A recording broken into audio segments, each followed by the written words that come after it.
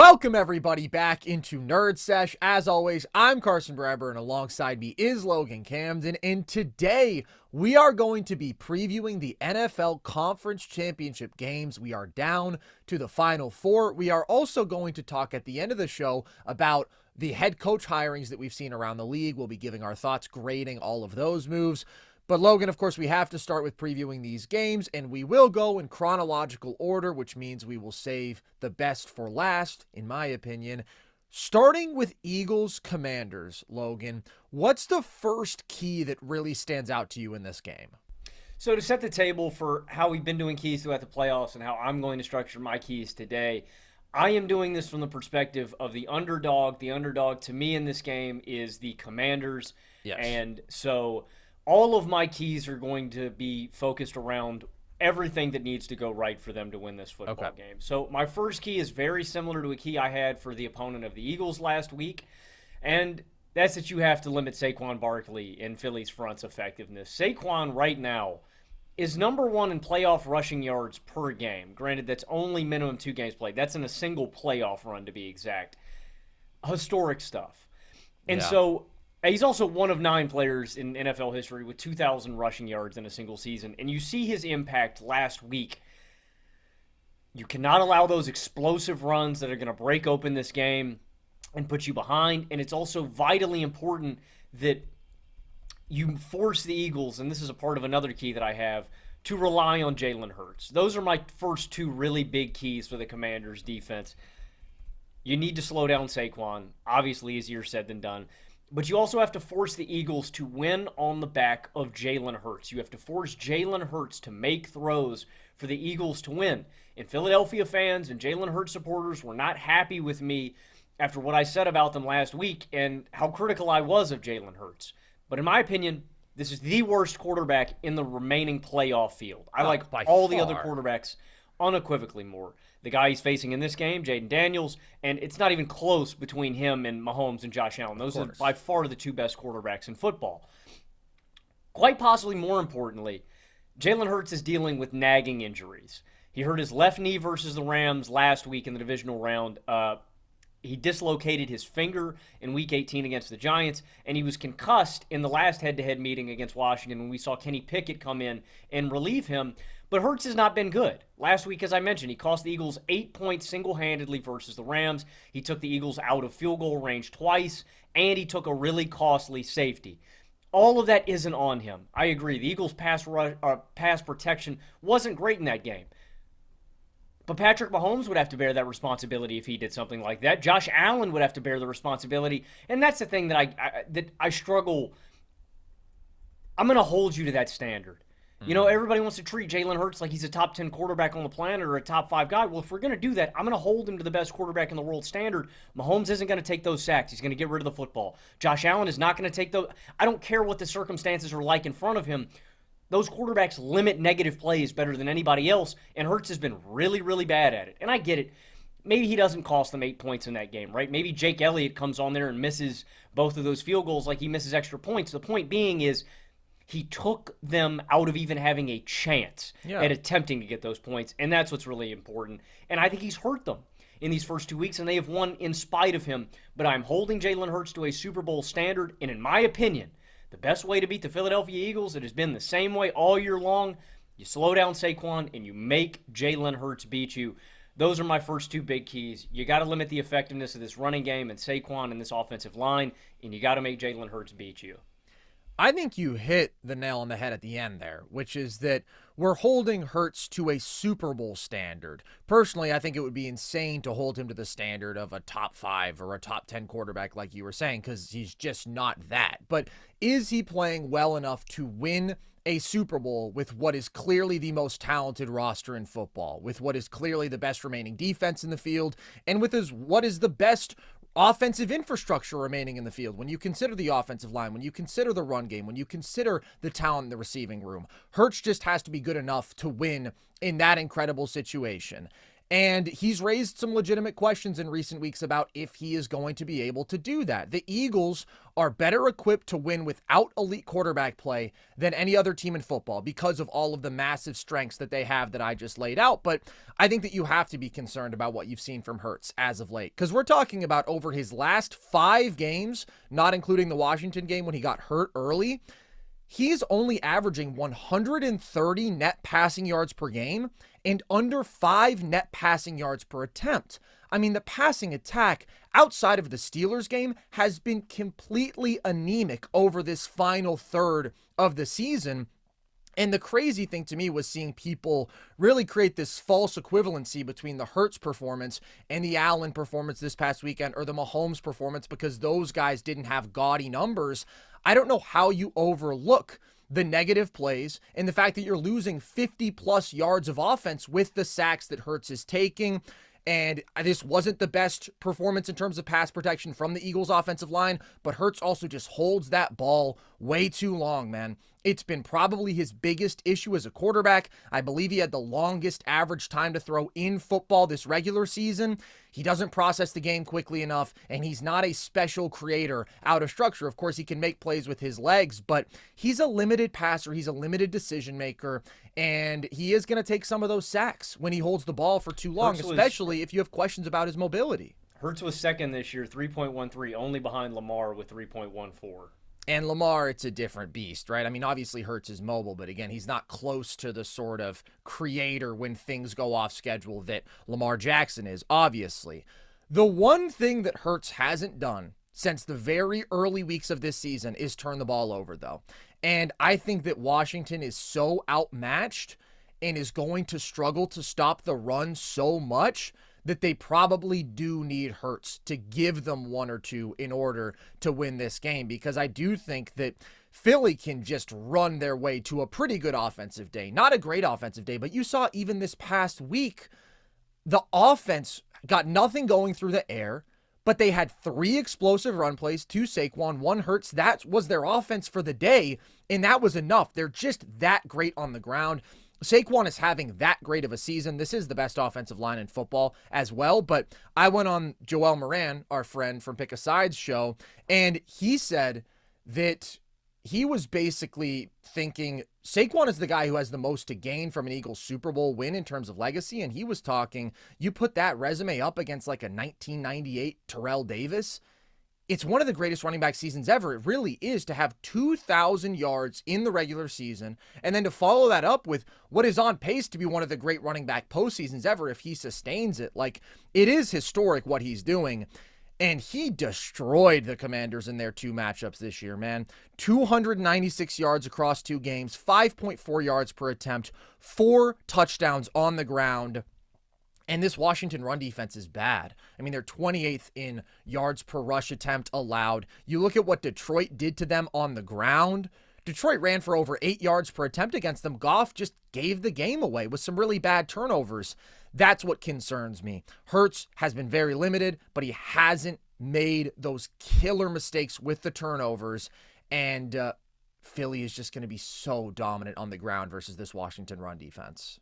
I completely agree with you, Carson. I think that the Eagles can win as long as Jalen Hurts just limits mistakes. Don't take those costly sacks. Don't take those, don't turn the ball over. And that is the key. And that's what I think people don't understand about my fundamental take about Jalen Hurts is it's like the Eagles are that talented. Like you said, like they don't need Jalen Hurts to go above and beyond. That is this team's superpower. It's really rare that this happens, right? It reminds you of the Niners last year. This is not shade at Brock Purdy, but he's not the guy that is putting the team on his back every single week. You are winning with him there. And I think they can do that in this game. Now, when we're looking forward to the Super Bowl, I don't know if that's going to hold. I think against Josh Allen and Patrick Mahomes, you're going to need Jalen Hurts to go above and beyond. But if you win here, you get a week off. You can hopefully get refreshed, get as healthy as possible, and get ready for the game. So I'm a little bit more optimistic in that area. But in this game specifically, control time of possession. This is looking from the Eagles' perspective before I get back to the Commanders. Control time of possession. Hold on to the ball. Just limit how much time Jayden Daniels in this offense, has to really drive methodically on you. Don't commit those turnovers and just play sound football, and that should be enough to win you this football game. My final key for the Commanders' defense, along with the stuff that we mentioned earlier. Get pressure on Jalen Hurts. I think it is possible. The Eagles' offensive line has looked lackluster against the Rams and Green Bay. Granted, I think Washington's defensive line is probably the worst out of those bunch, but they have seemed susceptible, so there is a possibility. But on the other side of the field, when we're looking at Jayden Daniels and this Commanders offense, my biggest key for them last week against Detroit was getting into short yardage situations, and that is my biggest key for this offense again this week.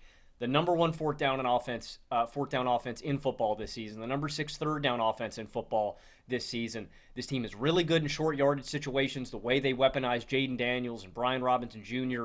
In the running game, right? It's a picture poison. It's the same thing that Hurts and Saquon do for the Eagles offense. Jayden Daniels can get that going for the Commanders offense. Continue to get in short yardage situations. Let Jayden dictate and make those plays and make life easy on yourself, because if the Eagles get them into third and long, that's where the Commanders have lost football games. You get them off the field early in these drives. You don't allow them to sustain them, to get any points, and that's where the Commanders offense has struggled. My other key for the Commanders offense, Dan Quinn needs to put his balls on the table and be aggressive as hell. I think that is very, very important. I think that's also important in the other title game that we're about to talk about. Honestly, Carson, that's been my biggest. I am a conservative football coach fan at heart. I'm a take the points guy. This year has really opened my eyes to where the sport of football is going and how your football team needs to be constructed and what you need to do to maximize your chances at winning the game, at winning the Super Bowl. It's not by playing scared. It is by playing aggressively. And will this inevitably lead to your team maybe losing by more points in some individual games? Yeah, probably. Who gives a fuck? A loss is a loss, right? Put your nuts on the table. Be aggressive. Go win the football game. I love what the Commanders did last week. They went for 4 fourth downs against Detroit, and they converted 3 of them. That is Dan Quinn. We always talk about Dan Campbell and his aggressiveness and biting kneecaps. Dan Quinn is stepping on necks. Yeah. That is how you stomp the life out of your opponent. And in my opinion, I think that is really huge, especially in these big football games. Carson, we'll always hear stories about college teams or high school teams that always go for it on fourth down, right? Mm-hmm. You'll hear these gaudy numbers about how this high school team had this ridiculous point differential when they won the state championship and they were undefeated because of this really aggressive style of play. That's what's going to win you important football games, and it's what sealed the deal for the Commanders last week. They extended key drives. They kept the ball out of Detroit's hands when you're going up against a really good offense. That is really important.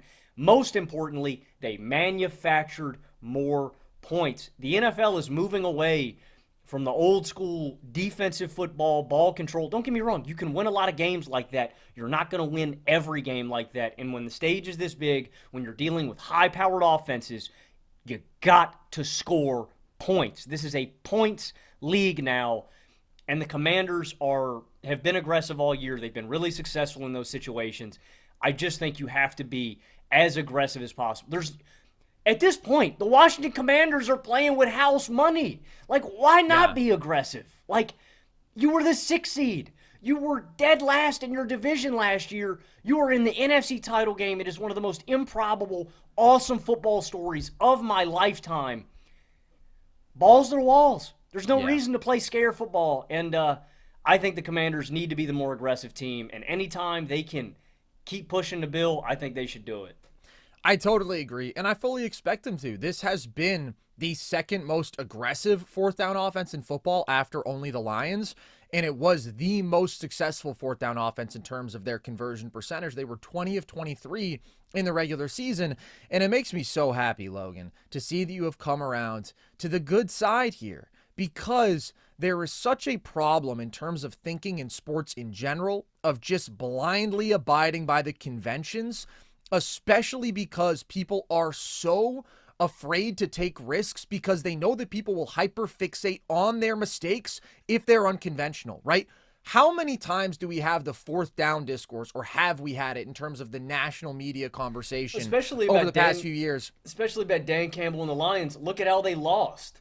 Right. People say, oh, well, you went for it and you didn't get it. That's what people always fixate on, because I guess that's more dramatic than getting it and then just sustaining a drive. But over the course of the year, Washington added 50 estimated points by going for it on fourth down. That's 3 points a week that they are adding to their total by being aggressive in those spots. So I couldn't agree more. When you have a superstar quarterback, especially a dual threat who can get it with their legs or with their arm, be aggressive in those spots. And I do think Washington will do that. And I just think Jayden is awesome. I mean, I think he is playing elite football. I think he's a top 7 quarterback in the NFL. And we talk about the limitations and the questions with Hurts. This is where Washington has a massive advantage. It is in the pure quarterback battle in a vacuum. Who do you trust more? It's Jayden by far for me. Over his last 6 games, he's giving you 1,900 yards, 18 touchdowns, 4 turnovers. He has been phenomenal as a dual threat, carrying this offense to elite heights. And within those last games, you have his last meeting against Philly where he shredded them and he had 5 touchdowns and he made a couple mistakes, but he put them on his back and he found a lot of success as a scrambler, and he was excellent under pressure in that game. He had 162 passing yards and 2 touchdowns under pressure, did have 1 interception, but by EPA, that was the number 2 performance under pressure that anybody had all year. And I think we've seen in recent weeks, right, he is really impressively composed under pressure for a rookie quarterback. The thing is, he will be under pressure in this matchup. He'll be in a lot of pressure, and Sam Cosmi is out. That's a very good offensive lineman for Washington. That makes Philly's defensive line even more overwhelming. And just Philly's defense in totality could not be more different than Washington's, right? Washington is the weakest defense in the playoff field. They're 23rd in points allowed per drive. They've really struggled to stop the run. Their secondary has been suspect. In these 2 playoff games, they've kind of lived off of turnovers, right? You get the Baker fumble in the Bucs game, and then you have 5 takeaways against Detroit this past weekend, but they weren't even a good takeaway forcing defense in the regular season. They were just a bad defense. Meanwhile, Philly is number 1 in yards per drive allowed on the season. They're number 2 in points allowed per drive. They're really good against the run. They are elite against the pass. They have this massive defensive front. Their linebackers are excellent. Their corners are excellent. Their secondary is excellent. Like, they're just stacked everywhere. And that's why I basically view this matchup as the most talented roster in football against one awesome rookie quarterback. Like, I legitimately think Washington is just at such a talent disadvantage that even though I think Jayden will probably soundly outplay Hurts in this game, and he'll do way more special stuff, he'll create way more offense, if Hurts just doesn't mess this game up, I think that's all Philly needs because they are that much more talented. I mean, you go position group to position group, man, and legitimately at every single one other than quarterback, you go Philly. That's so much for any one player to overcome. It is. That's pretty much where I come down on it as well. So what's your official prediction for this game? I think it's a shootout. The Commanders put up points. I think Philly wins this one 34-31. I think it is a shootout. Ooh, that is a real shootout. I'm maybe expecting fewer possessions in this game because I think Philly is going to run the ball a lot. And Washington, even though they play with tempo offensively, they run the ball a lot as well. And I think that Philly defense is so great that they'll keep Jayden and Washington a little bit more in check. I still think they'll have a good offensive game. And I don't really trust Philly's offense to explode to score in the mid-30s with how their passing attack has looked. I still think this is a decently high-scoring game. I have this 27-24 Philly. I do think Jayden will keep it close. I think he's that awesome. But it's what we talked about, man. It's just David versus Goliath here, basically. Philly is so complete. And Washington, it's incredible that they're here. And I have a lot of respect for them. But Philly's formula is just a lot easier. Who won, though? Well, when Kenny Pickett was in the game. Oh, you're talking about David versus Goliath. Yes. Well, David. I'm saying there's a chance. There's a chance, man. It would literally be... There's a chance. I mean, it would be one of the greatest football moments of all time. It record-breaking stuff. I know I'm stating the obvious here. No rookie quarterback has ever started in the Super Bowl, right? The youngest ever to do it, I still believe, is Big Ben in his second season. Or at least that was the quickest that a quarterback got in their career was that second year. It would literally be historic. And we talked about this last weekend, but there's just no comparison when you look at the other rookie quarterbacks who have had this sort of team success, who have made the championship game. I believe every other rookie quarterback to reach the conference title game had a top 3 defense, right? It's King, Big Ben, Flacco, Mark Sanchez, Purdy. All of them top 3, most of them number 1. Like, to do this with a number bad 18. defense? Number 18, man. Like, it is so outstanding. We've never seen anything like this from a rookie quarterback across the regular season and postseason, and he's the savior, man. It's just, this is really an uphill battle at this point. I don't think that this is going to be a non-competitive game at all. I do think that this is going to be a close game, but again, his job is just so much harder. NFL playoffs? We're talking about NFL playoffs? You bet we are. Get in on the action at DraftKings Sportsbook, an official sports betting partner of the NFL. Scoring touchdowns is key to winning in the NFL playoffs, and the key to you scoring big is betting on them at DraftKings, the #1 place to bet touchdowns. Ready to place your first bet? Try betting on something simple like a player to score 6. Go to the DraftKings Sportsbook app and make your pick. And here's another reason to watch your favorite players crush it in the playoffs. New customers bet $5 to get $200 in bonus bets instantly. Score big during the NFL playoffs with DraftKings Sportsbook. Download the DraftKings Sportsbook app and use code NERDS. That's code NERDS for new customers to get $200 in bonus bets instantly when you bet just $5. Only on DraftKings Sportsbook. The crown is yours.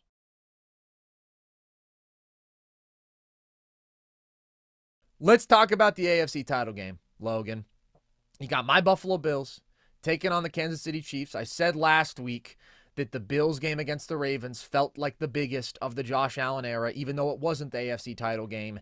This now surpasses that as the biggest game of the Josh Allen era because it's an AFC title game, part 2 against the Chiefs, but in a lot of ways, I think this Bills team is better. Expectations are higher. They've built a lot more compared to where they were at in 2020. Josh is certainly a better football player. What's the first key that stands out to you in this game? I mean, I think this is the biggest game of the year, and in a lot of ways, to me, this is the Super Bowl. These are the two I'll best. Pick whoever wins this game. I completely agree. These are the 2 best quarterbacks in football going to battle. I think they have been the 2 best quarterbacks in football for some time now. First key, Josh Allen outplays Patrick Mahomes, and you fully unleash Josh Allen. Against Baltimore, he had 22 pass attempts and 147 total yards, and that was good enough with the game script. And that's what me and Carson mean is I say it's a points league. In individual games, you can change, your methodology depending on how the game script is going, right? The Ravens were collapsing. They were falling apart. They were turning the ball over. And that isn't an individual instance. Now, I wish Buffalo had been a little more aggressive. I think it was still a little too close for comfort. But that being said, it did win them, but it was close. Yeah. It ended up being just enough because the Ravens were falling apart, and they gave them all these extra possessions, and they ended up being able to manufacture enough points out of it. That's against Baltimore. This is a different beast. This is Kansas City. This is when you need to maximize all of your drives. You need to get 7 because you know what the Grim Reaper is going to do. I am expecting an all-time quarterback battle because you look at what these guys have done in head-to-head battles against each other. I'm going to read off both of them simultaneously so you can do a really good comparison. Allen versus Kansas City, Mahomes versus Buffalo. Allen, 314 yards per game. Mahomes, 315 yards per game. Allen, 22 TDs. Mahomes, 19 TDs. Allen, 5 turnovers. Mahomes, 7 turnovers. Allen, 62.5% completion. Mahomes, 68.4% completion. Allen, 96.3 passer rating. Mahomes, 100.1 passer rating. Get your popcorn ready. It is going to be a great football game. It's going to be a battle between these 2 quarterbacks who always bring their best when they are playing against each other. And that's what I don't want to bury with this. I understand that Josh Allen is 0-3 in these playoffs against the Kansas City Chiefs. No other quarterback has played them better. I get it. Brady beat Mahomes. I got it. Burrow beat Mahomes. I got it. I know. I'm not dense. Thank you very much. No one has played Mahomes better than Josh Allen. He has the most wins against him head-to-head of any other quarterback, despite it not happening in the playoffs. So if you were going to ask me to build the team to beat Mahomes and the Chiefs, it starts with Josh Allen at quarterback, and he is a guy that I believe that can outplay Mahomes. I don't know if I'd bank on it because I would never pick against the Grim Reaper. That is where I'm at. But if there's a guy that's going to do it, it's Josh Allen. And the Bills have got to play balls to the walls. All that aggressiveness stuff I was talking about with the Commanders, same thing applies here with Josh Allen and the Bills. Stay aggressive, finish drives, score as many points as you can, and fully unleash Josh Allen. That's my first key for Buffalo. The quarterback duel is obviously going to be far and away the biggest story of this game because these are the two best quarterbacks in football, and they've given us some of the best quarterback duels of this generation. Specifically, though, I think the quarterback matchup is key in two areas in terms of how these guys perform. Who wins on third down, who is better there, and who wins the turnover battle. To me, these are the two best third down quarterbacks that we've ever seen. And a lot of it is because of the fact that they are two of the most special dual threats that we've ever seen. They are so elite passing. They are so elite with their legs. They are so elite extending plays and improvising, just doing whatever it takes, whether it's third and short, where I think Josh is the best that we've ever seen, or if it's third and long, where I think Pat is the best that we've ever seen. And they're both incredible in every third down situation. They have led 5 of the last 6 number 1 third down offenses. Josh has led 3 number 1 third down offenses in the last 5 years. Mahomes has led 2 in the last 6 years. And both of these teams are elite every year. And it's because they're quarterbacks. And if you look at the first matchup this year, in a lot of ways, that's where that game was decided. Josh was better on third down. The Bills went 9 of 15 on third down. They were incredible there. The Chiefs went 5 of 10, which is solid, but it wasn't quite good enough. And Josh made more special plays, and they converted the fourth down, of course, to win it. Fourth downs, I think, also you can sort of wrap in with third down to some extent because in a lot of spots you're going to be aggressive on fourth Just down. Keeping drives alive, yeah. Keeping drives alive on those gotta-have-it downs. And we know what Steve Spagnuolo is going to do on those spots, right? He is going to bring the heat. He is going to blitz Josh Allen. Josh has to be ready for that. He will be ready for that. He's incredible versus the blitz. And of course, his legs are going to be huge on those spots. What did we see him do on 4th and 2 to win the regular season matchup? It was a run. What did we see on 3rd and 8 when the Chiefs brought a real heavy blitz? He found Curtis Samuel for a touchdown, and he had to extend the play with his legs first. So that's going to be huge. Who was better on third down between the two best third down quarterbacks we've ever seen? And then when it comes to taking care of the football, both of these quarterbacks have been basically invincible when they do not turn the ball over. Since 2020, Josh Allen is 29-5 when he has 0 turnovers in a game. And in that same time, Patrick Mahomes is 42-2. If you can believe that, Logan, when he has 0 turnovers. Can I add in one? Please. Mahomes is 16-3 in his playoff career. In 2 of those losses, he had 2 or more turnovers. Yeah, remarkably, Josh actually does have 2 playoff losses in which he had 0 turnovers, and I think you can guess which 2 games those were in. But those guys have been almost unbeatable when they take perfect care of the football, and they've been unbelievable taking care of the football in big spots. This year, Josh only had 8 turnovers this entire season. He led the offense that has taken the lowest percentage of negative plays that we've ever seen in NFL history. And Mahomes only had 11 turnovers, and in his last 7 games has 0 turnovers, has been incredibly tight with the football. And in the playoffs, these two have always been exceptional in this aspect of the game, right? This is something that I've said countless times about Josh over the years. People talk about turnovers.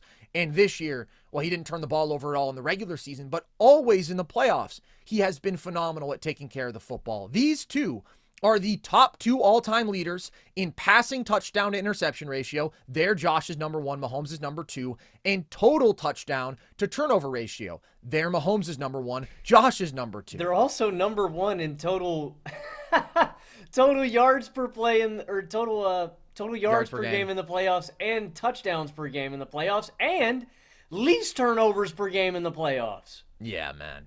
So go ahead and try to tell me that Josh is not one of the greatest quarterback performers of all time in the playoffs. He is. He absolutely is. And he has gone toe-to-toe with Mahomes on several occasions, both in the regular season and in the playoffs. Their 3 playoff head-to-head matchups, Logan, have featured 1 total turnover by either quarterback. It was a Josh interception in 2020. So I am honestly expecting mistake-free football from both quarterbacks because that's the standard that they have set. But one turnover could be the difference in this game. And who do I think is a bit more likely to have to press in this game, Logan? I actually think it's Patrick Mahomes because the Chiefs' offensive formula this year is more specifically reliant on him because the Bills' run game is so excellent, and that's an advantage they have and something they can lean on that Kansas City does not have in the same way. You mentioned, the head-to-head numbers between these two are incredible across their 8 career meetings. Josh does have more total yardage. He does have more touchdowns. He does have fewer turnovers. But if you look at their last 2 playoff matchups, they've both been outstanding. I think Josh was slightly better in 2021, even though they were honestly both perfect. I would just say that Josh was even more perfect. And last year, they were both great. I think that Mahomes was a little bit better in that matchup. So they're the 2 best quarterbacks alive by far. But you know who I have as my QB1, Logan? This is what I've said. And I've never put Josh above Pat before this year. But the fact that he has been the best quarterback in football at avoiding negative plays, both sacks and turnovers, while he is maybe the most special athlete we've ever seen at the position and is, again, a top 2 third down quarterback and maybe the best 4th down quarterback we've ever seen and probably the best red zone quarterback we've ever seen. You put all that together, and I have the ultimate faith in him to not let any of the bad stuff happen. To me, he's been better this year. He was better in their first matchup this year, and he has the better situation around him. So I would be shocked if we don't see 2 phenomenal quarterback games, but I trust Josh to outplay Pat by that slight margin. You're saying offensively, or you're saying in totality? I'm saying he has the better offensive situation. I think he's got the better line. I think he's got the better run game. I think that the weapons. I think he's got the better line and run game. I prefer the Chiefs' weapons. I'm not going to lie. Would you prefer the Chiefs' offense in totality? The line is where it scares me because I don't like Kansas City's line nearly as much as I do Buffalo. And Buffalo's not like top of the top, but I think there's a gap there.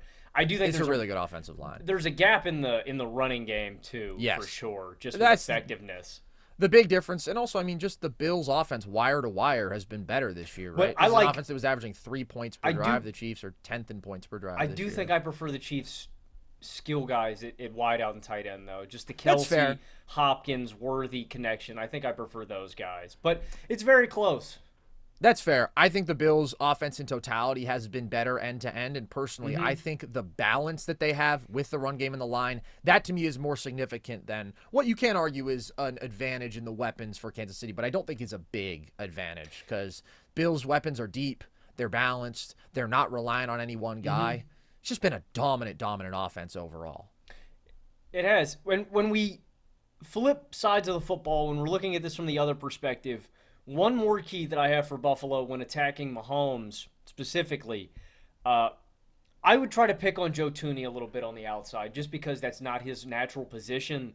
They moved him over there as like an emergency move. And other things defensively, they need to bend and not break. Obviously, that's like the hallmark of this Bills defense. Right. They're the number 22 red zone offense. Kansas City is going up against the league average red zone defense. But again, that's what Buffalo does. They let you extend the drives, but they hold up when they need to. Another key defensively for them, you already mentioned it, it is the turnover battle. Buffalo was number 3. They had 32 turnovers in the regular season. They were very good. This is a big play defense. I think that's important. Possibly the most important thing, though, and we touched on this last week when we were previewing the Chiefs game, you've got to limit Mahomes' effectiveness as a scrambler. And you could also say this for Kansas City on the other side with Josh, because Mahomes is a great scrambler. Josh is on another level, in my opinion. Mahomes is one of the best playoff scrambling quarterbacks in NFL history, as is Josh Allen. You mentioned some of these numbers last week. He goes from 20 rushing yards per game to 28 rushing yards per game, and he goes from 3.8 attempts per game to 5.1 attempts per game. Those aren't insanely large leaps, but it's like that's one more play a game where Mahomes says, all right, well, I'm going to take off and I'm going to get a first down. And that is a big difference. He's more willing to use his legs. And when you're in man coverage specifically, that's when you get into trouble. Man coverage without a spy, that's when Mahomes can really kill you. So those are my keys defensively. Also, and this is the most important one to me, and this is ultimately why I think I'm going to take the Chiefs to win this football game, the safeties have to hold up for Buffalo. Yeah. And that was a key that you mentioned at the beginning of the season, Carson, because we push back against people. The wideouts are going to be fine. The offense is going to be fine. Mm-hmm. The defense is going to be fine. The one area that we were really concerned about all year long was the play of the safeties. And I've been impressed. DeMar Hamlin has made some big plays. Taylor Rapp has played phenomenally. Unfortunately, Taylor Rapp is not going to be playing in this game. He is out with a back and a hip injury, and so rookie Cole Bishop is going to start for them. Carson, I'm going to be honest, I don't have a ton of background on Cole Bishop. What have you thought about him? Has he gotten a ton of burn this year? Do you think he is going to be – because DeMar, I don't like. I think DeMar is a weak point. He got picked on last week a little bit. It didn't cost Buffalo, but he allowed a big play over the top that was pretty costly. How do you think about this dynamic? I think the loss of Taylor Rapp is a really, really big one, specifically in this matchup. How do you feel about that? I think that it matters. I think that Taylor Rapp has been a pretty mediocre starting safety this year. Honestly, I was probably higher on him coming into the year than I am today. But I do like him more than Cole Bishop, and I trust him more than Cole Bishop. Now, the one thing that both Rapp and Bishop can do is they can hit. I mean, Rapp is really hard hitting. I think that Cole Bishop is a good tackling safety. The thing that concerns me, and honestly, they both have this problem at times, is coverage breakdowns. But I worry about that more with Bishop. He is inexperienced. We've seen a couple of rough mistakes on the back end where either he gets his eyes glued into the backfield and he allows a shot play, right? Just not having the eye discipline, not having the experience at the NFL level. You can't afford that. And that's why, the weapon who probably scares me the most for Kansas City in this game, Logan? Worthy. It's Xavier Worthy. Me too. I think. Me too. Because of that speed, because of that ability to hit on big plays against a safety tandem that does concern me. That is, with Taylor Rapp out, one of the weaker safety tandems in football that already wasn't a good safety tandem. So that's a concern. It's not a huge downgrade, but I don't like it. I don't like it in a game like this. I would rather not see Cole Bishop starting against the Kansas City Chiefs in the AFC Championship game. But when it comes to the Bills' defensive game plan, when it comes to, honestly, what both these teams want to achieve defensively, I think that just getting pressure is going to be huge, right? Pressure is a deciding factor in any football game. But both of these quarterbacks are so incredible that I think this game may just come down to whose life is made harder, right? Who can you make work more? Who can you put in more uncomfortable positions? In round one of this matchup, the Bills got more pressure. And I thought that Greg Rousseau was excellent. He is an excellent edge rusher. They had 2 sacks. The Chiefs had 0. They couldn't ever get all the way home to Josh. Mahomes threw his first interception under pressure as he was being brought down, trying to make a play, hitting an open receiver over the middle of the field, and he sailed it because he was being brought down to the ground. And Josh also handled the pressure better, but he faced less of it. And overall on the year, the Bills were 10th in pressure percentage. The Chiefs were 17th. Now, the Chiefs can have their big performances like we saw this past weekend against the Texans, where especially once they started dialing up the blitzes, bringing extra rushers, they were able to really wreak havoc on that Texans offense. But that is a way worse offensive line, way worse than the Bills' offensive line. And also, like, Josh is one of the absolute best quarterbacks in football against the blitz. I don't think that they could possibly just dial it up over and over again like they did against C.J. Stroud in the second half, especially in the fourth quarter last week. They'll have to be more selective. And for the Bills, I think that they need to mix up the looks that they throw at the Chiefs. What did we see last week from Buffalo? It was maybe their most aggressive defensive game plan in the Sean McDermott era. They were blitzing Lamar consistently. They were playing man much more than they ever do. They were straying away from their fundamental tenets of, hey, we keep the ball in front of us. We play soft zone. We play too high. We're always in nickel. We always rush 4. They mixed things up, but they really brought the heat. I don't think that they need to blitz Mahomes as much as they did Lamar last week. I just want to see variety. And in their regular season meeting this year, they blitzed Mahomes more than they have historically. It wasn't a lot. I think it was 8 total blitzes, but that's more. And they played more man. That's all I want to see, right? I just don't want Patrick Mahomes to get comfortable seeing the same thing over and over again, saying, perfect, you're giving me this cushion. Oh, perfect, we can attack the middle of the field against these zone looks with Travis Kelce.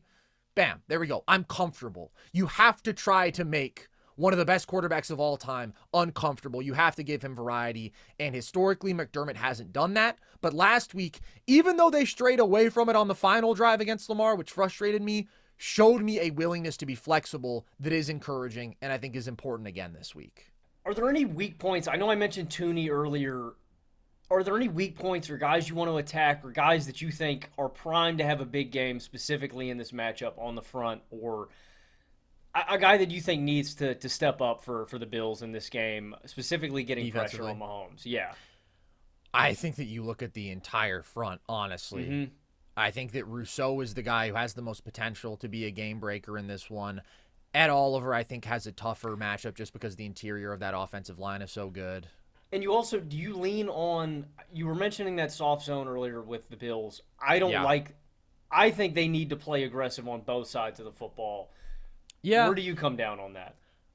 I want to see a mixed approach defensively. Because, again, I think you do too much of either, and Mahomes is either going to start hitting on some of those big plays against the blitz if he knows that it's coming time and again, starts getting used to seeing that, or, again, if you are too predictable, playing zone, rushing forward, then I think he'll sit back comfortably in that pocket and he'll pick you apart like that. So I want to see them be selectively aggressive is what I would say. The other really, really big injury potentially for this Bills defense is Christian Benford in concussion protocol.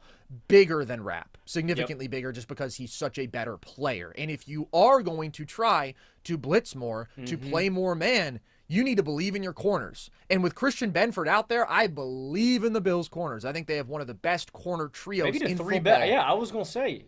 Him, Rasul Douglas, Taron Johnson, that's an excellent corner trio. And they really make this secondary because of some of the safety concerns.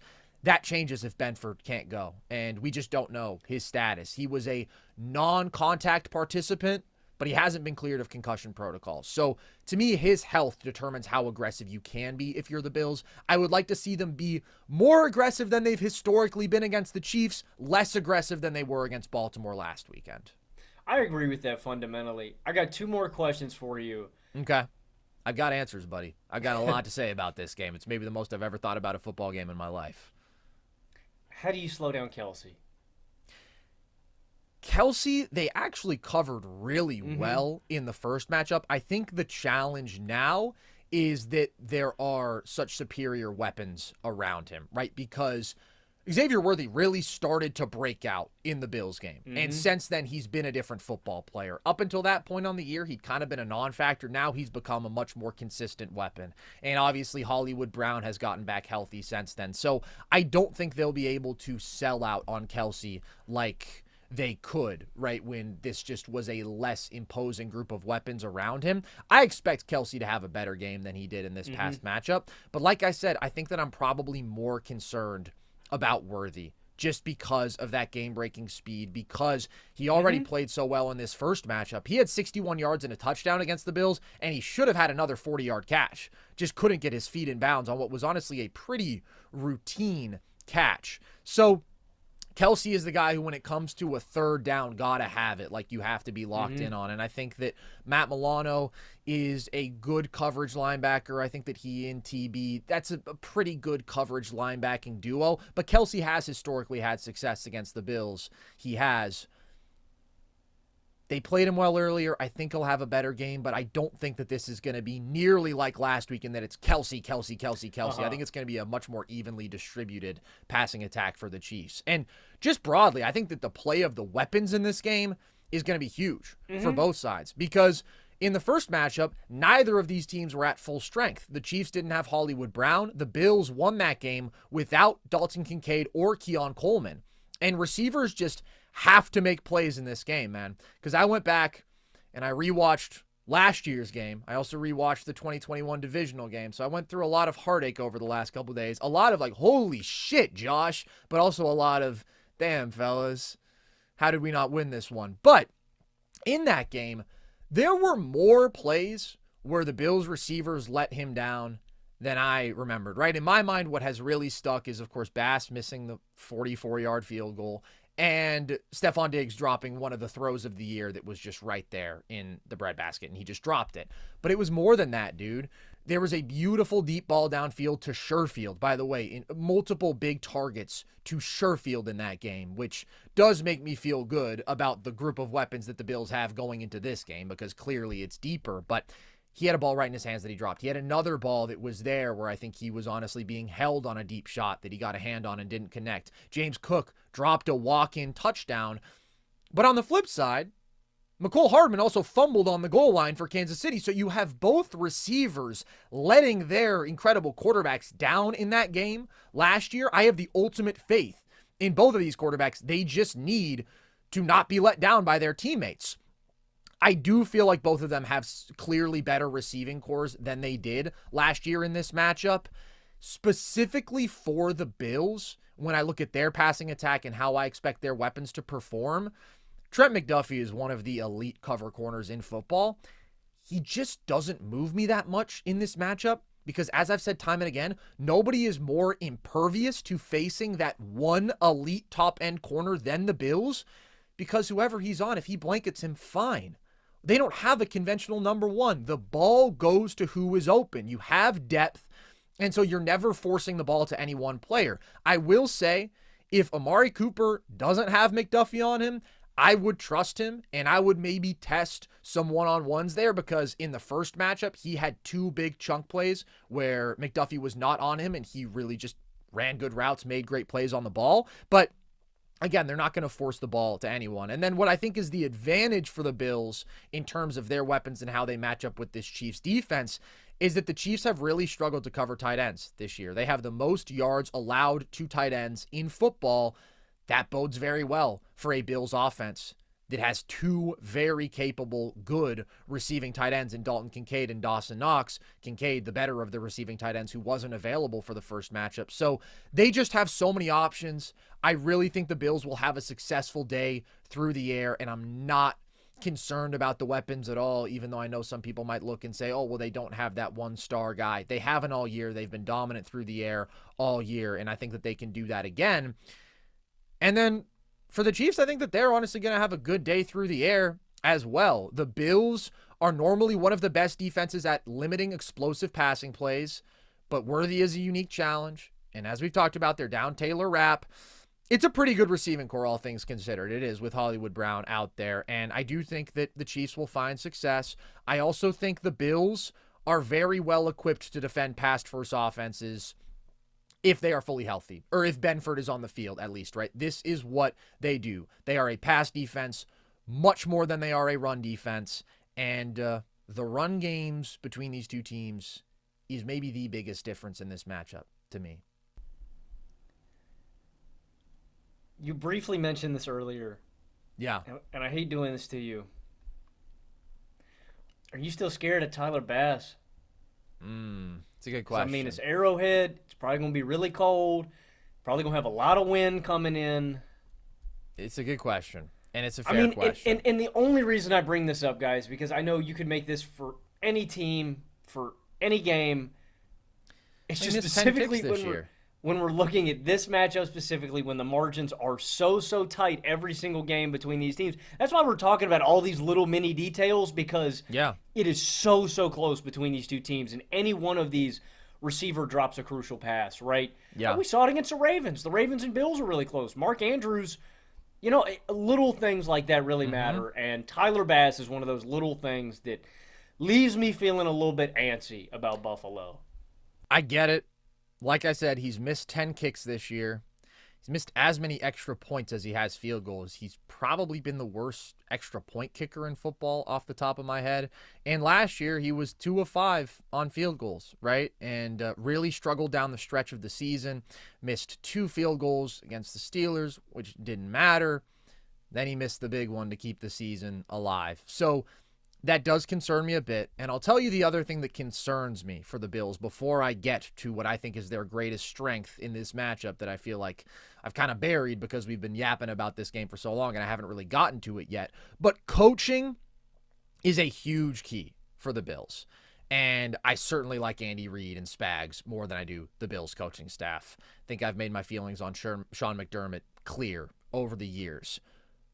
You have to be willing to mix things up on defense. You have to be aggressive on offense. You have to strike that proper balance of establishing the run, but also letting Josh cook, let him dominate. You have to be aggressive on fourth down. The Bills were 16 of 19 with Josh on fourth down this year. That is where they won the Chiefs game the first time around. They said, fuck it. We're not going up 5. We've done this dance too many times. We're going up 2 scores. We're putting the ball in the hands of our best player, and we're going to watch him do something special. And that's exactly what he did. So you have to maintain that mentality.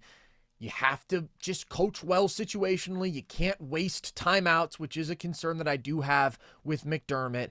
Like, there is clearly a coaching edge to Kansas City in this matchup, and there has been historically, right? There's one coach who allowed the other team to march a majority of the length of the field in 13 seconds to get a field goal. That's Sean McDermott. But Joe Brady is the best offensive coordinator that the Bills have had. I think that he's honestly clearly surpassed Brian Daboll. I think that he's brought so much balance to this offense. I think we've seen him really bring in some incredibly successful formations, right, where the Bills do the 4-by-1. They have these really creative bunch sets where they overload one side of the field. And he's also, I think, helped Josh become the most controlled football player that he could be.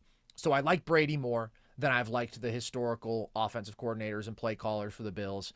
And like I said, last week, Sean McDermott showed flashes that we haven't seen before. So that's an advantage to Kansas City.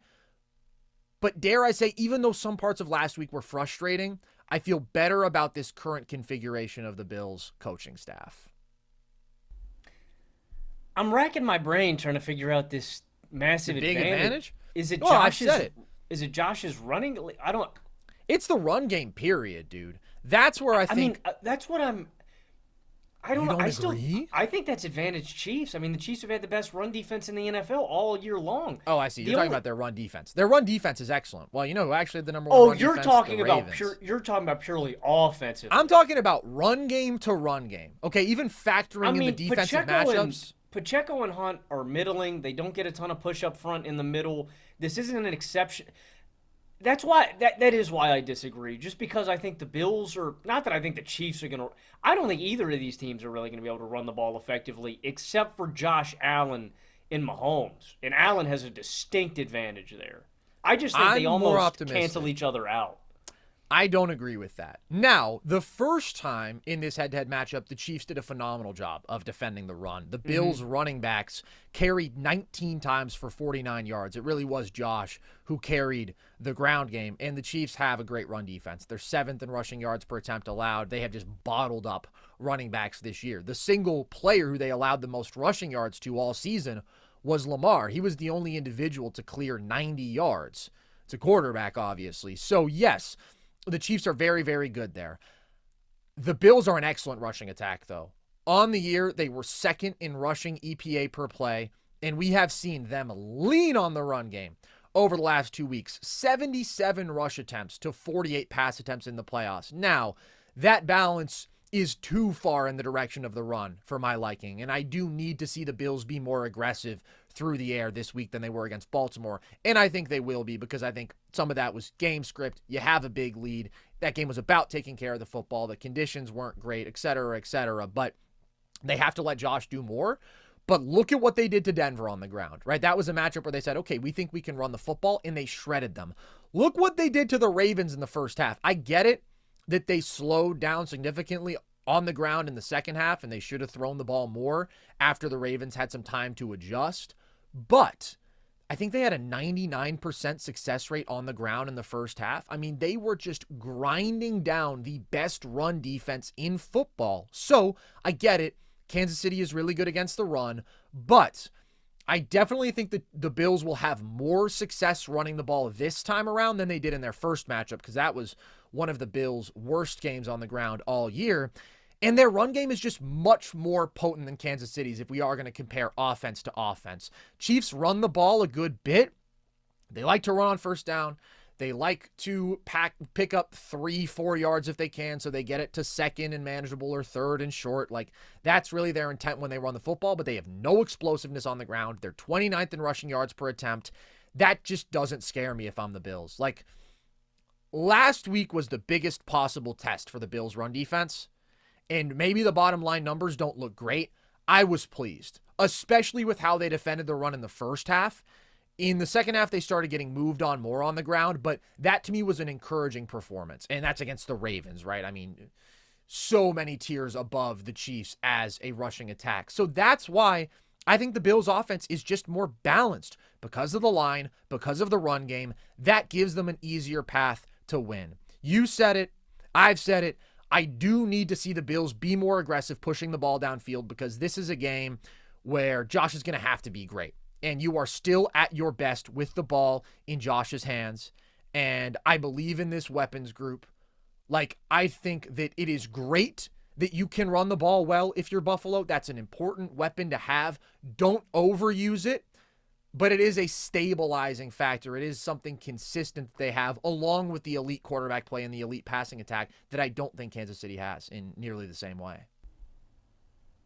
I mean, I think I agree. They bring out the sixth offensive lineman. Alec Anderson gets on that field. He's nasty. I mean, Kyle Hamilton said it, bro. They ran duo at them like 10 times in a row. It's the best run defense in the league. They couldn't stop it for a half. Well, statistically, I think the Chiefs are the best run defense in football. Okay. I well, think the Ravens have to be top 3.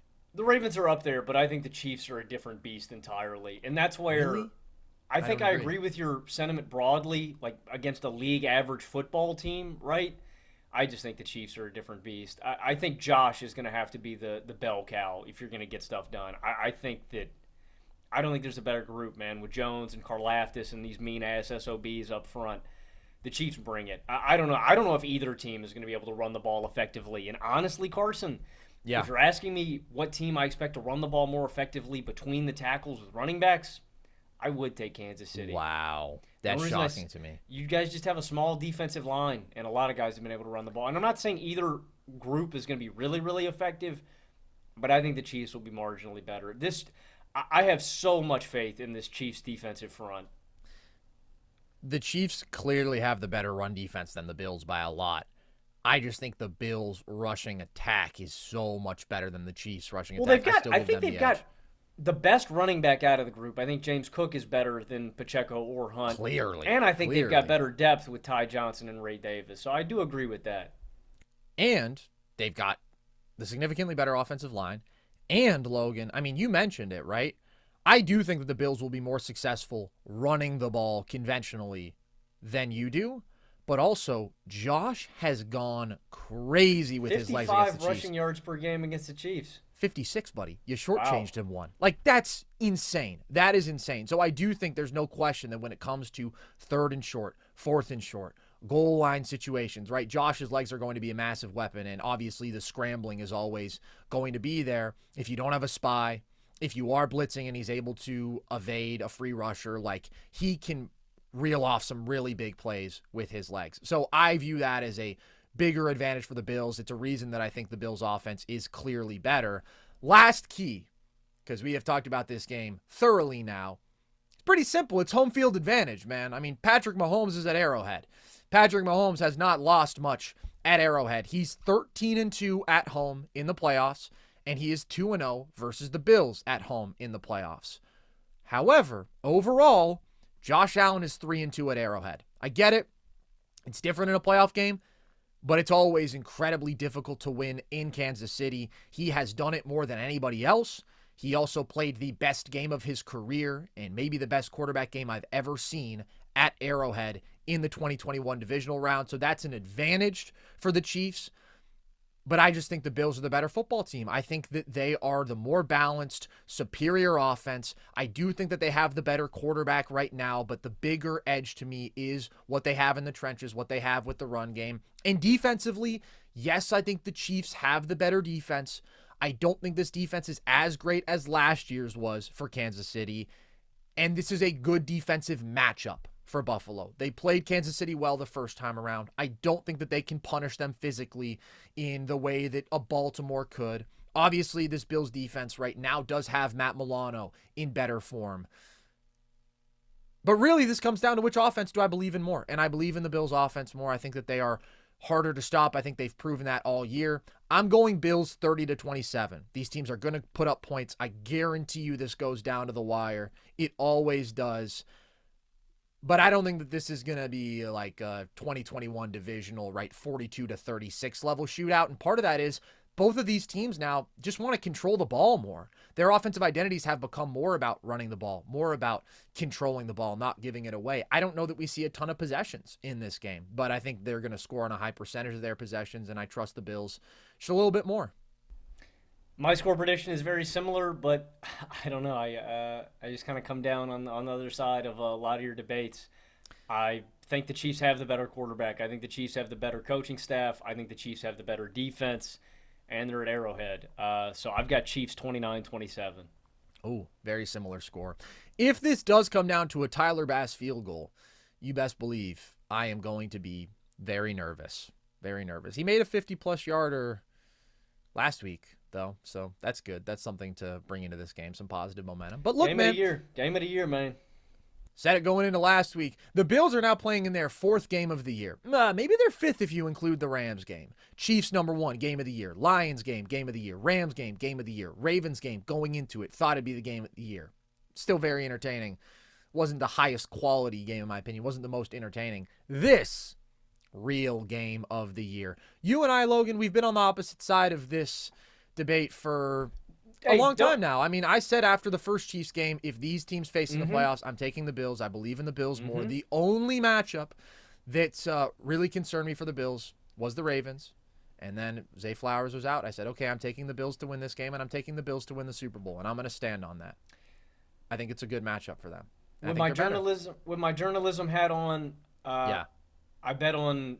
I went chalk. I've had Chiefs Eagles. You've also picked Chiefs Eagles at the start of the playoffs. I did. You also took the Ravens, though, and you were consistent with that, well, so I'll give you that. You said if the Bills knocked off Baltimore, that you were going to take them to win the Super Bowl. And then the Flowers injury, I said, okay, now I'm taking the Bills this week, and that means that if the Bills win, I'm taking them all the way. It was matchups, man. This is what I said. The top of the AFC, well, actually, you said this, is like a rock, paper, scissors game, right? Matchups are everything, but the Bills survived their toughest matchup, and now they're here, and I believe in them. When I take my journalism hat off and I put my fan hat on, though, I am actively rooting for a Bills-Commanders Super Bowl. That would be... That's nice, because you love the Chiefs.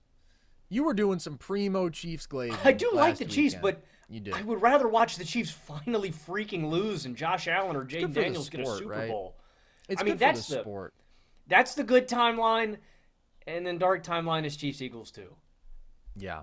I know a lot of people will say, oh, Carson's such a Bills homer. Oh, I'll pick the Bills no matter what. No, there's only one other time that I've picked the Bills to win the Super Bowl before the playoffs, which technically I didn't even do this year, but I am going to pick them to win every game when it actually comes down to game week. Who are you taking if they win this week?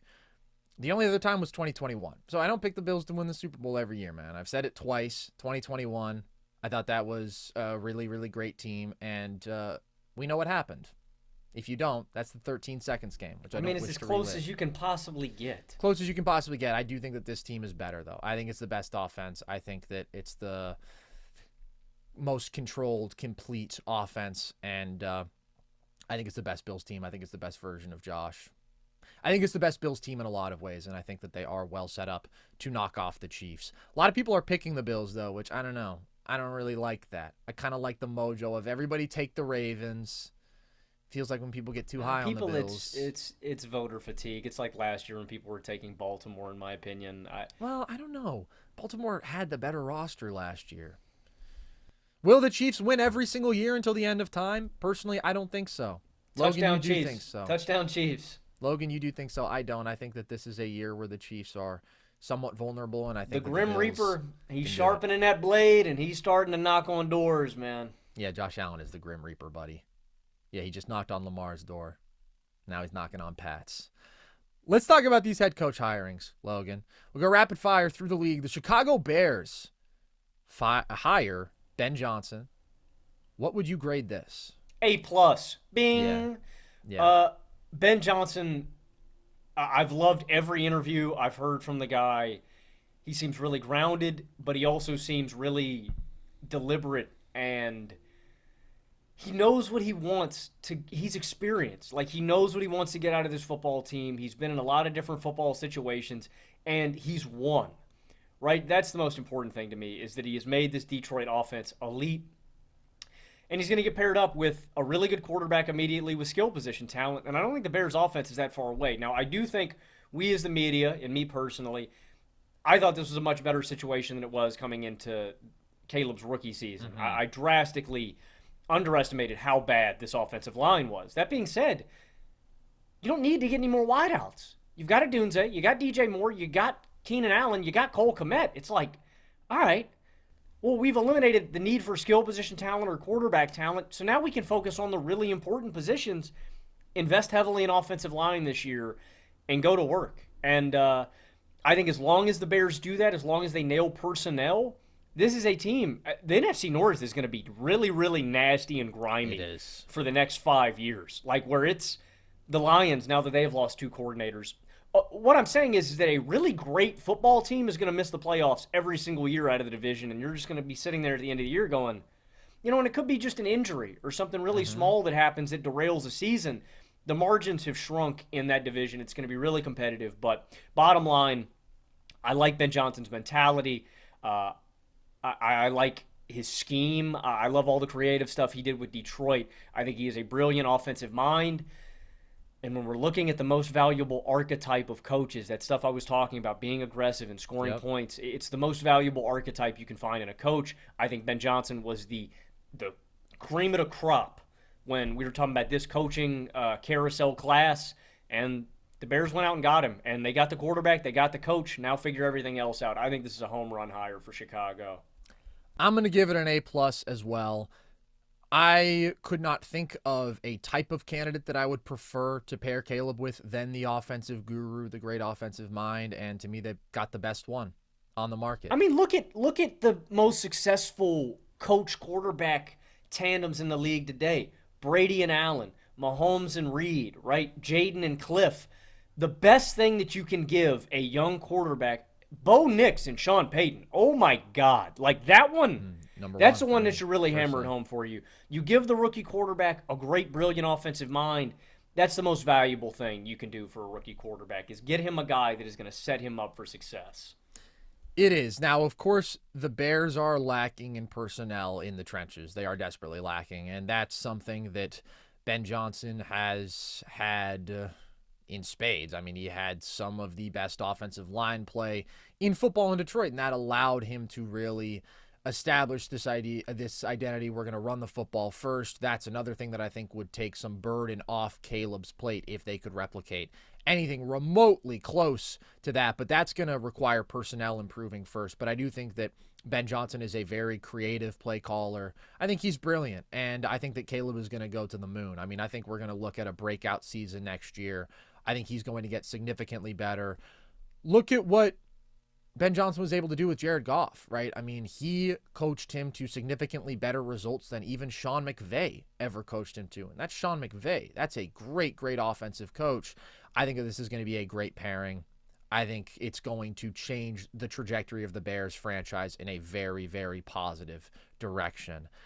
Logan, the Jacksonville Jaguars brought in Liam Cohen in quite a circus. Cohen was apparently going to re-sign with the Bucs to become the highest paid offensive coordinator ever. Then Shad Khan said, okay, Trent Baalke, you're gone.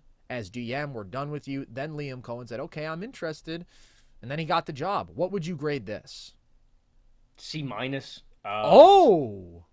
I mean, it's nothing against Liam Cohen at all. I think Liam Cohen's brilliant. I think he's a great offensive coordinator. Can the Jags not make a good hire in the Logan Camden playbook? No, it's Khan. Khan's an idiot.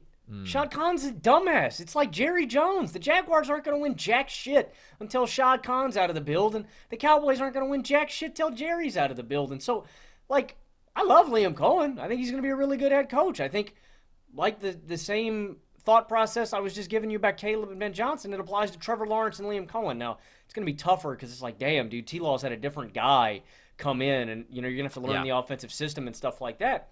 Like, I like what the Jags have started to build.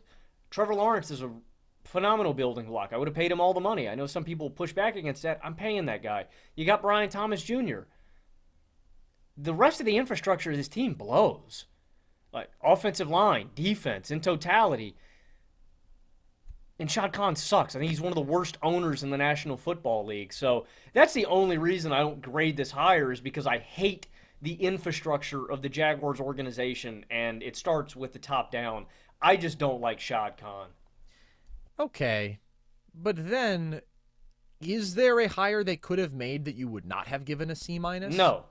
Okay. Whoever they hired, I think it would have been a C.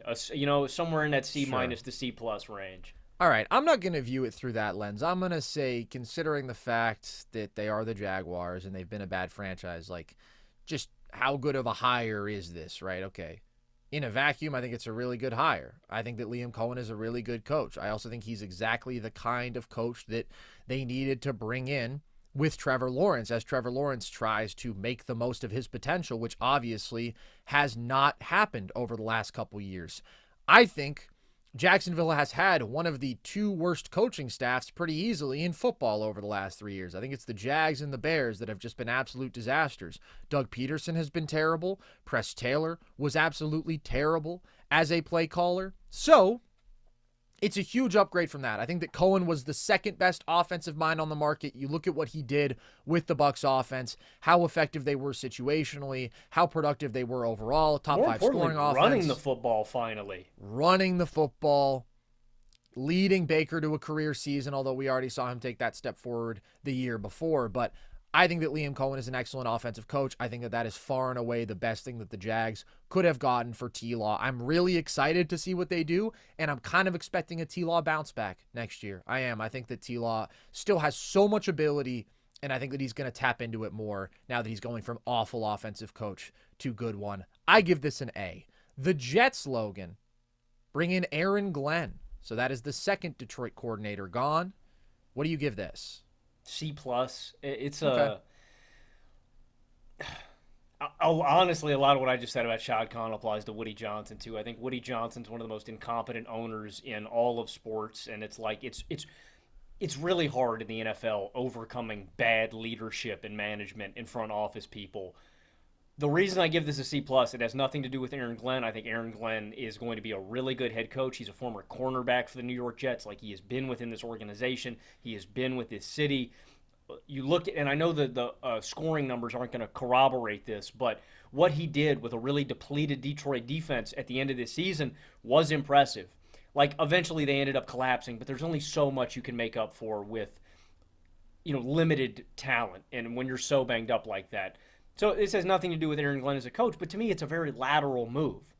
It's like you fired Robert Saleh, a defensive-minded, culture-setting coach, and the next guy that you hire is a defensive-minded, culture-setting coach. It's just such a lateral move to me. It's not a – again, in no shade at Aaron Glenn, and if Aaron Glenn brings in a brilliant offensive coordinator and an awesome coaching staff that can revitalize this offense – maybe I'll be moved. Maybe I'll bump this up to a B plus or higher or something like that. But the biggest problem to me with the New York Football Jets for the past 5 or 6 years has been the incompetence of this offense. And Aaron Glenn, unfortunately, is not going to do that. So to me, it's just they'd be in the exact same boat if they had just kept Robert Saleh. But I do like Aaron Glenn. I think he's going to be a good head coach. And I think he should at least turn around this defense and set a better culture for this team.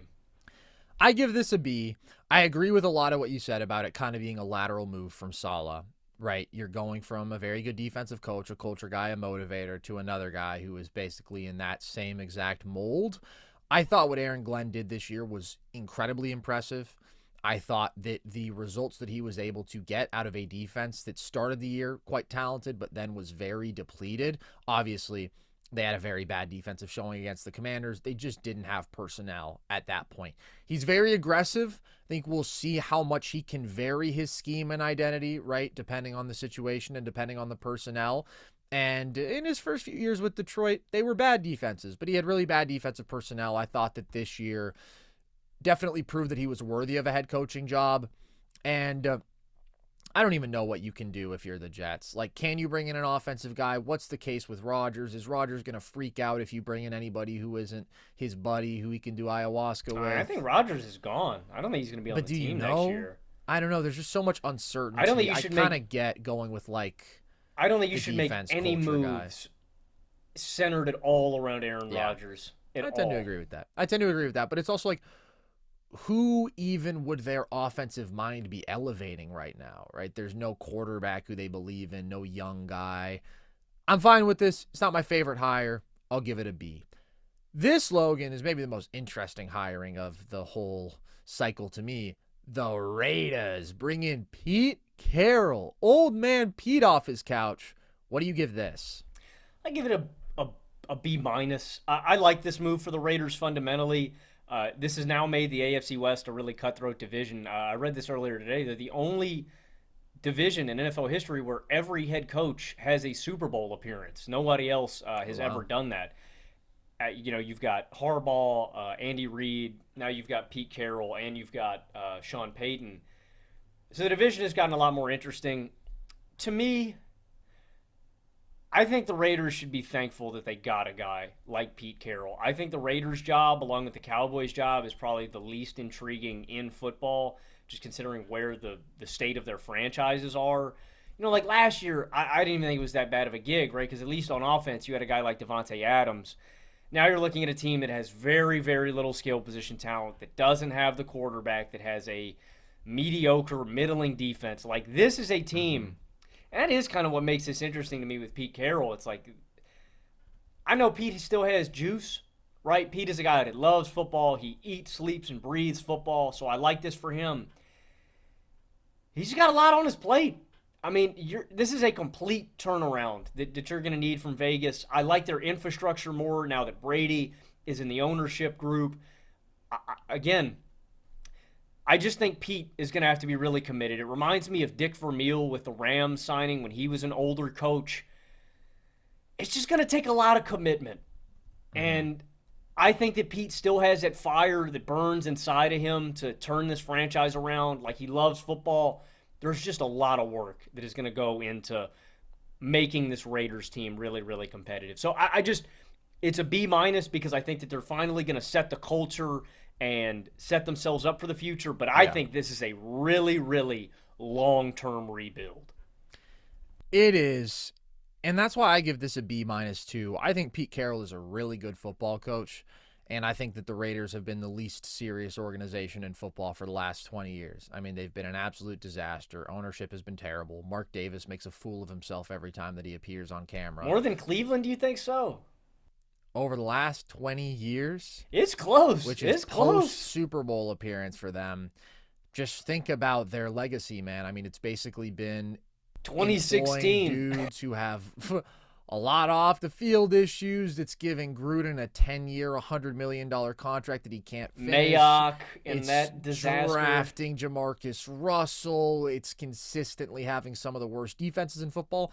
They made the playoffs twice in 20 years, man.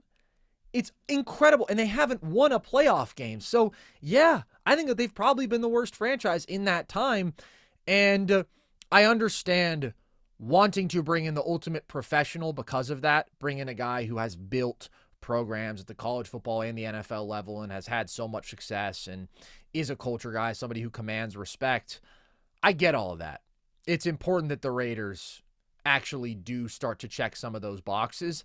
My problem is just he's 73. So he's going to come in, he's going to do that for 3 years, and then what? He's already the oldest head coach in football. So it's just something that has zero long-term upside to me unless you're like, okay, Pete, you're training your protege from the moment that you get in here. And like, we want that to just go down to somebody else through osmosis. And maybe that's the vision, but I just can't be that high on a hiring of a 73-year-old. And is Pete going to be willing to do that when he knows that, like, whenever the Raiders want to cut him loose, you know what I mean? Because there's a part of job security with Pete where I don't even know if he'd feel comfortable doing that, because at any given moment the Raiders could just go, all right, Pete, well, your job here is done. We're going to give the reins over. That being said, I think Pete's probably the best head coach. I don't think Gruden got a fair shake, to be honest. I think Gruden... He was dismissed for reasons unrelated to on-field results. Fair. Pete, I think, is probably going to be the best head coach with the best opportunity to give them a chance. I mean, it's a step up from – no shade at these guys. I think it's a step up from the Dennis Allens of the world. It's a step up from the Jack Del Rios of the world. Pete's going to give them the most like stability that they've had in a long time. For sure. For sure. Again, it's just not something that is going to last. So they're in a tough spot, dude. I mean, they're just a really, really bad organization. By the way, last 20 years, since 2004, Browns still do have the worst win percentage, 34%. Second worst, Raiders, 36.5%. So they have really consistently. Browns got a playoff win, though. Yeah, they do. It is crazy. You talk about the experience of the coaches in this division in the AFC West. The average age of an NFL head coach last year was 47. And you look at some of the other hirings, Liam Cohen, Ben Johnson, those guys are 38, 39 years old. Then you have the AFC West. Everybody is in their 60s or 70s. It's crazy. And they're all great coaches. They really are. Pete Carroll is a great coach, and that in its own is a big upgrade for the Raiders. I do have to say that. Logan, the New England Patriots brought in Mike Vrabel, another team that took the route of going with the more experienced, established veteran coach, although he certainly doesn't have Pete's resume. What would you give this? I'm conflicted. B-. I maybe similar to what I gave to Pete Carroll. I like Mike Vrabel. I think he's a great culture setter. I think he's going to turn this defense around, and I don't think this defense is like strapped for talent. I think there are guys that I really like, especially Christian Gonzalez. Like, I think in 1 year, Vrabel should be able to make this defense more competitive than it was last year. My biggest concern is just, honestly, it has more to do with Josh McDaniels than anything else. Vrabel brought in McDaniels as the offensive coordinator, and I get that he's had success with the Patriots and that he had success, but the one caveat that I would always put with Josh McDaniels is that he had Tom Brady as his guy. Yes, that too. I think McDaniels is an idiot. I've seen McDaniels in the position of power with Denver, and he spontaneously combusted. I saw him with the Raiders, and he spontaneously combusted. I just don't like Josh McDaniels. And I wonder, when you remove Josh McDaniels from Tom Brady and you put him with a Drake May. Look, Drake May is the shit. I believe in Drake May. I just think Josh McDaniels is a hothead. I think he's got one hell of an ego, and he's got that Patriot way DNA in him, that my way or the highway. I just wonder if Josh McDaniels is going to have as much success as he did with the greatest quarterback of all time, and I wonder if it would have been worth it exploring other options to pair with your young superstar quarterback, because that's the most important thing for the New England Patriots, is to find the OC with Drake May that is going to fully unlock him, and then it's going to push this offense forward, because this offense was anemic this year. Drake May was the only thing that kept them going. The Patriots are still very far away. I think Vrabel's a good culture setter. I think he's going to turn this defense around. I'm just skeptical about Josh McDaniels, man. Yeah, I am too. That kind of makes me want to downgrade it from a B- to a C+, and maybe I will, because I do think Vrabel is a good coach, but who did I want for the Patriots? I wanted the offensive mind, man. They've got Drake May, and you have to do something to help Drake out. You can't have the worst offensive line and the worst receiving weapons. Worst skill position talent. Just expand Period. Just worst offensive situation, bar none, in terms of personnel. And then you're going to give him Josh McDaniels? Give him a Liam Cohen. Give him a Ben Johnson. That would have been so much better to me. Whenever there's a young quarterback, and I feel like there is still a lot of potential to tap into, Caleb, T-Law, not as young, but still, I feel like he's not living up to his potential.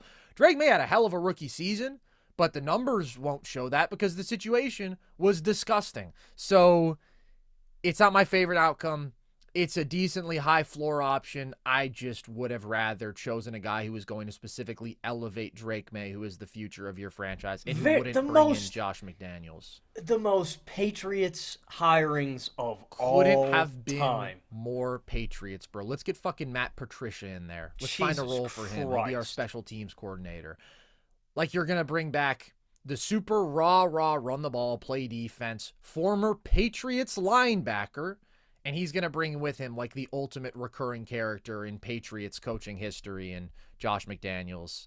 Who knows? Maybe McDaniels turns this into a top 10 offense, and then a team goes, yo. No way. Yo. I don't think we can that guy's Josh my McDaniels head coach again. in the future. No, that's jokes, but I think it would be pretty funny. in a weird way, I'm rooting for this to work because I like Drake May so much, and I just want to see him succeed. Yeah. But I just have this gut feeling, man, in my stomach that something doesn't sit right with it about me. I'm bumping it down to a C+ because of the McDaniels inclusion. I would not be employing Josh McDaniels in a key position in 2025. Kind of that simple. Agreed. Cowboys and Saints job still out there, Logan. We'll see who they go out and get. Fuck wants them. I don't know. We shall see. But before we see any of that, probably, we've got the football games coming up this Sunday. So I cannot wait. Like I said, I don't think I've ever thought about a football game this much in my life. I have watched a lot of previous Chiefs-Bills football this week, and there's been a lot of heartbreak historically in that matchup, but there's also been a lot of individual glory. And the head-to-head is 4-4 overall, man, between Josh and Pat. You just got to get one of the big ones. We'll see if Josh and Buffalo can do it. We will be back after those games reacting live on Sunday evening, so stay locked in for that. You can find that on our YouTube channel, and you can also find all of our content on our YouTube channel. All of our NFL shows, all of our NBA shows. We also have our video essays, our film breakdowns. I did one on Amen Thompson and his beautiful, wonderful, magical game earlier in the week that you can find. And you can listen to all of our full episodes across all audio platforms. You can follow us across social, TikTok, Instagram at NerdSesh, Twitter at Nerd_Sesh to see clips from the show, graphics from the show, and all of our short-form trivia content.